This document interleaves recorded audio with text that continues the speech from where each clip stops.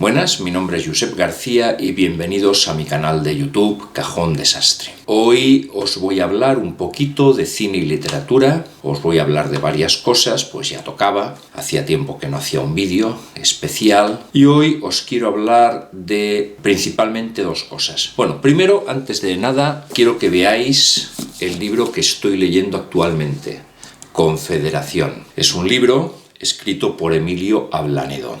Es un libro de historia, no es una novela, es un libro de historia, creo que bastante bien documentado. No es propiamente un libro o un estudio histórico propiamente dicho.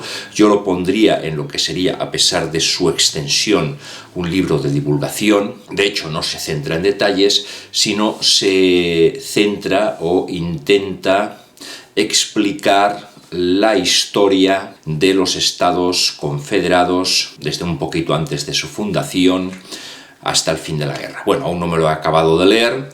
Cuando lo haya leído, pues ya os hablaré más extensamente de él. De momento, lo único, recomendároslo. Es un libro, ya he dicho, para mí, historia, divulgación, pero bastante bien documentado. Y ya era hora de que aquí hubiese una buena bibliografía sobre la Guerra Civil Americana, que es un periodo de la historia que me entusiasma.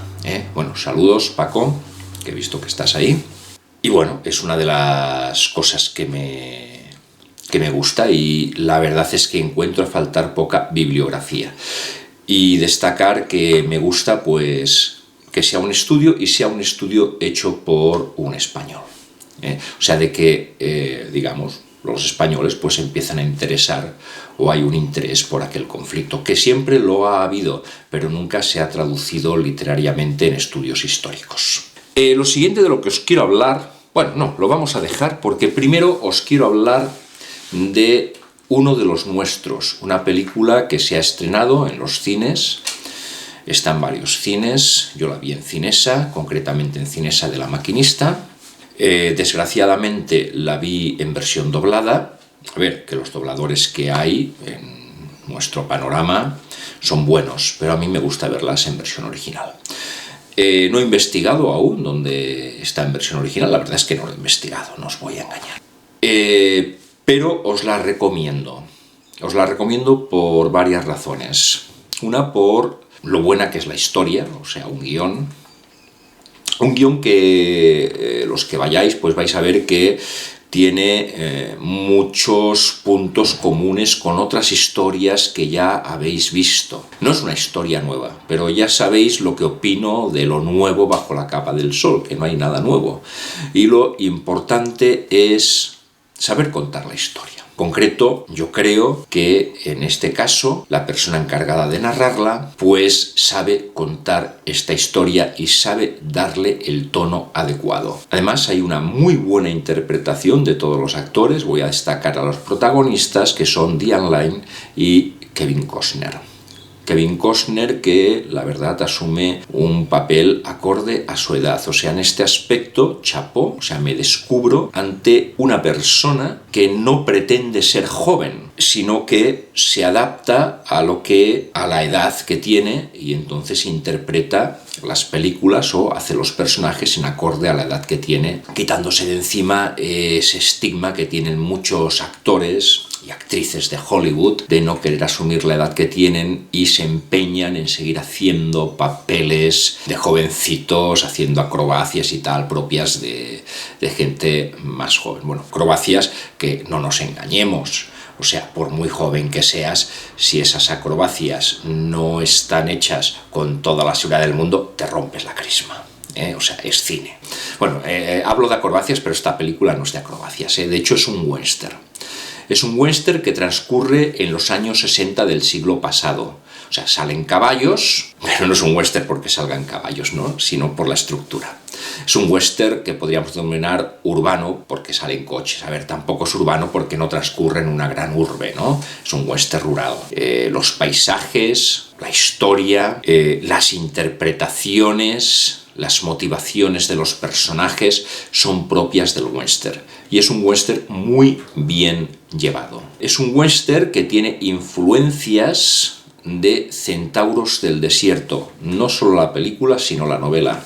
Y aquí quiero romper una lanza en favor de Centauros del Desierto, no solo la película, que es reconocida como una de las obras cumbres del género cinematográfico, sino también de la novela. Quiero romper una lanza en favor de la novela porque creo que es hora de que también se empiece a estimar la película, la novela. Quiero que se empiece a ver la novela como lo que es una gran obra en su género, tal vez una de las obras que, junto a otras grandes obras, tanto del siglo XX como del XIX, como del XVIII, ha influido profundamente en la cultura americana, en la cultura de Estados Unidos, y yo creo que Centauros del Desierto es una de las obras que literariamente y cinematográficamente ha influido y está influyendo en la cultura de los Estados Unidos. De hecho, veremos en esta película muchas situaciones similares, incluso puede ser que alguna conversación similar a las que se plantean en Centauros del Desierto. Hablo de Centauros del Desierto porque sí, me lo ha recordado, pero realmente no soy yo el que ha visto estas similitudes.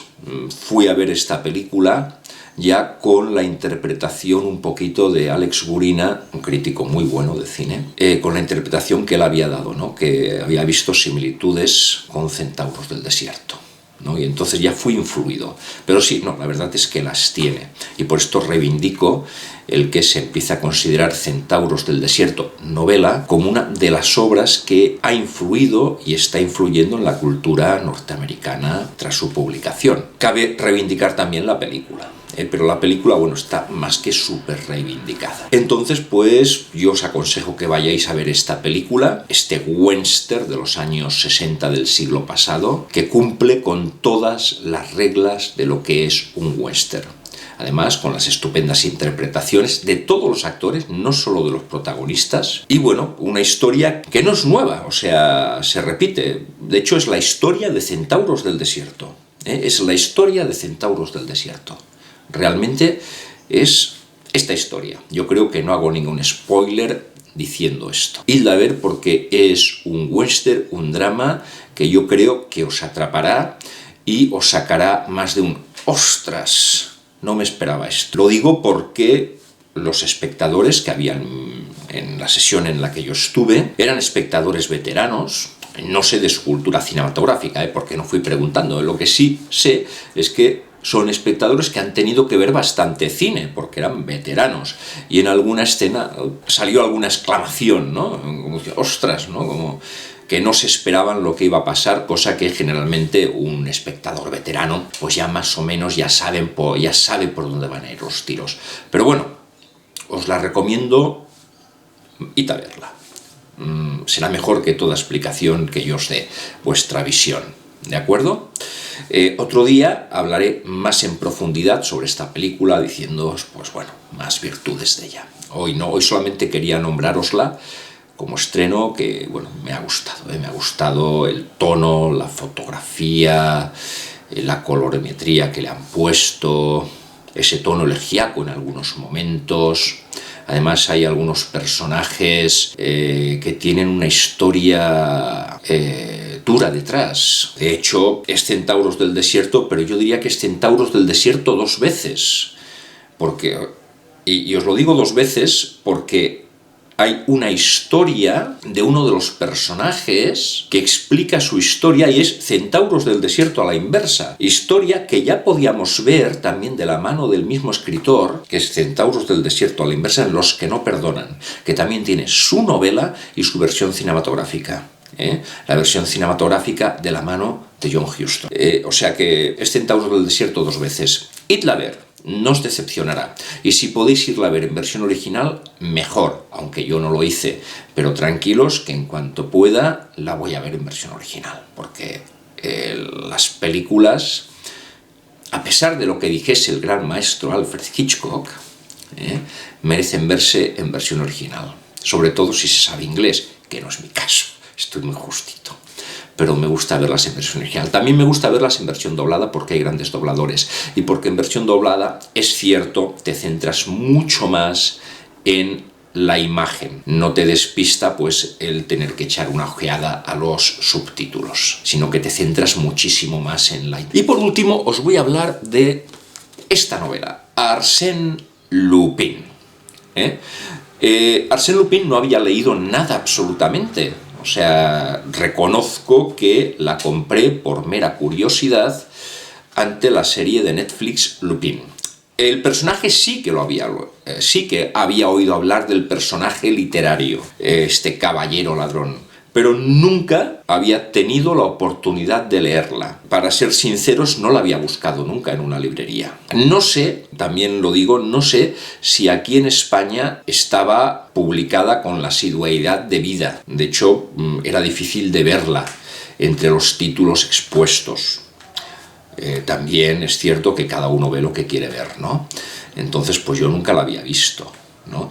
Pero esta vez sí que la vi porque la fui buscando, a raíz de ver la serie de Netflix, ya digo, Lupin. Que me gustó muchísimo la serie de Netflix, Lupin, me encantó. Por ponerle un pero, y no es un pero por decir, hostia, es que no me gusta que hayan puesto a un actor negro haciendo de Lupin. No, me parece excelente que hayan pensado en un actor negro, por el personaje mismo de Lupin. Lupin, bueno, para los que conozcáis y para los que no conozcáis, es un muchacho, pues un tipo que su origen lo tiene en la humildad, ¿no? Clases, pues, por decirlo de alguna manera, bajas, no en la clase media, en la clase alta, no, clase baja de la sociedad. Y en estos momentos, pues en Francia, pues la clase baja son los inmigrantes. Francia, en España y yo diría que en cualquier parte del mundo, ¿no? El inmigrante es el sector más bajo de la sociedad. El inmigrante pobre, no el inmigrante porque hay de toda clase. Un futbolista, por ejemplo, es un inmigrante también, pero con posibles, ¿no? Entonces yo encuentro un gran acierto, a pesar de que hay mucha polémica en este sentido, no en Lupin, sino en otros títulos, de que se pongan actores de otras etnias para interpretar personajes, ¿no? Yo encuentro un acierto que hayan pensado en un actor negro. Lo que siempre me he preguntado si el actor que han contratado para esta serie es el adecuado. No lo hace mal el chaval, yo creo que es un buen actor, lo hace bien, pero creo, a mi modo de ver, pero es mi modo de ver y es mi opinión personal, que le falta elegancia para el personaje. Pero es probable que el director de la serie, los creadores de la serie, no hayan querido contratar un personaje con una visión tan elegante y tan, por decirlo de alguna manera, ¿no? Con tanta clase, entre comillas, ¿no? Con este charme, ¿no? Con esto que tienen estos personajes míticos que siempre tienen este toque de distinción, ¿no? Léase, pues, yo qué sé, desde los Robin de los Bosques, sobre todo lo interpretado por Errol Flynn, hasta el Zorro, antes de ser interpretado por Antonio Banderas. De hecho, bueno, ya se puede ver que el personaje, en el cambio generacional que se produce en la película de Antonio Banderas, ya se puede ver, pues, Antonio Banderas como una especie de zorro canalla, ¿no? Y la elegancia del Anthony Hopkins, ¿no? Como el zorro original, ¿no? Siempre ha habido un toque de elegancia alrededor de estos personajes. Y a lo mejor, pues, no lo buscaban los productores de la serie, aunque yo creo que lo debería de tener. Pero bueno, es mi opinión personal. Yo creo que es un acierto, ya lo he dicho, poner un actor negro en la serie. Y bueno, y lo del actor, pues es buen actor, interpreta bien. A mí no me acaba de convencer, pero bueno, la serie sigue estando ahí y sigue siendo muy buena y espero la segunda parte. ¿Y por qué os traigo a colación la novela? Porque quería ver qué había de la novela en la serie. Y la verdad es que ha reflejado muy bien la serie el espíritu de la novela. Para mí es una adaptación estupenda. De hecho, para mí es lo que sería la serie Sherlock, del personaje de Sherlock Holmes, que la ha actualizado. O sea, ha actualizado Sherlock Holmes, lo ha metido en el siglo XXI de lleno, con todo lo que es el personaje, o sea, ha sido un acierto total. Pues aquí Lupin también lo mete en el siglo XX, personaje decimonónico, no en el sentido peyorativo, sino, bueno, es un personaje del siglo XIX, ¿no? Y lo mete de lleno y yo creo que aciertan en el tono y aciertan en todo. O sea, yo creo que es muy acertada esta, digamos, modernización del personaje, ¿no? Para adaptarlo a los públicos de hoy en día. Y, en definitiva, pues para que la gente siga teniendo lo que es importante, que es amor por la historia, por las historias, y amor por la literatura.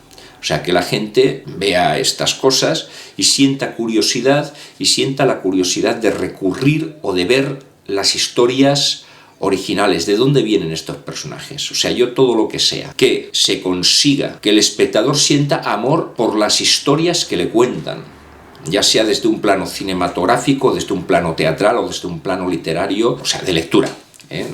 El teatro también es literatura, y el cine tiene su parte de literatura en los guiones. Todo lo que sea el amor por la historia, por las historias, por la narración, y todo lo que sea hacer que la gente, o que un determinado número de personas sientan curiosidad por novelas del pasado que, en definitiva, nos muestran lo que somos y nos hacen comprender mejor nuestra sociedad, porque, a ver, el hombre del siglo XIX no está tan alejado del XX y el XXI, nos seguimos moviendo por los mismos hilos. Hemos modernizado algunas cosas, pero no estamos tan alejados. Pues todo lo que sea difundir este amor por la lectura me parece correctísimo, y tanto la serie inglesa Sherlock como esta serie francesa Lupin lo consiguen. Por lo tanto, chapó y un 10 para la serie Lupin. Y esto es de lo que quería hablar. Por último, referirme a que hay un capítulo en esta primera novela, o en esta primera colección de relatos cortos, en que se hace referencia, sobre todo, digo en esta primera novela, porque hay muchos relatos cortos, hay muchos relatos sobre Arsène Lupin. Yo compré uno, en el futuro leeré más, puesto que me gustan, que es Sherlock Holmes llega demasiado tarde, que es el capítulo 9, o el relato número 9. Sherlock Holmes. No se le permitió, Thor en su momento, poner Sherlock Holmes, y puso Sherlock Holmes.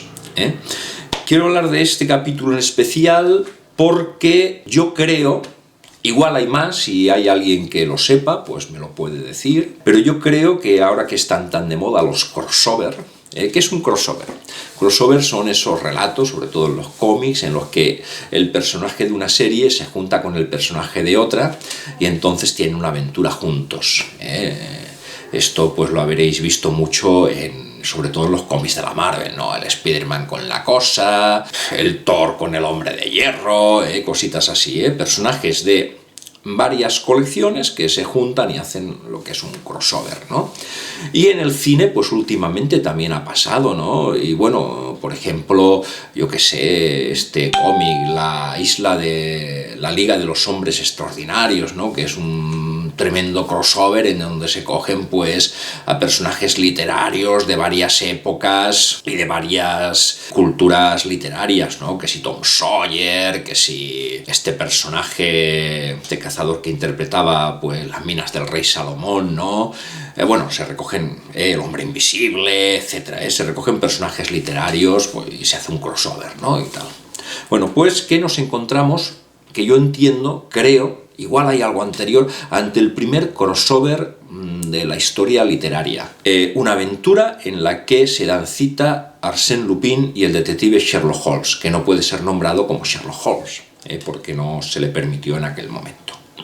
Ojalá esto en un futuro sea corregido y se pueda poner Sherlock Holmes. O sea, yo reivindico eso. Y este primer crossover en que se enfrentan estos dos personajes y los dos exhiben sus habilidades y naturalmente pues queda en tablas la cosa, no gana ninguno de los dos.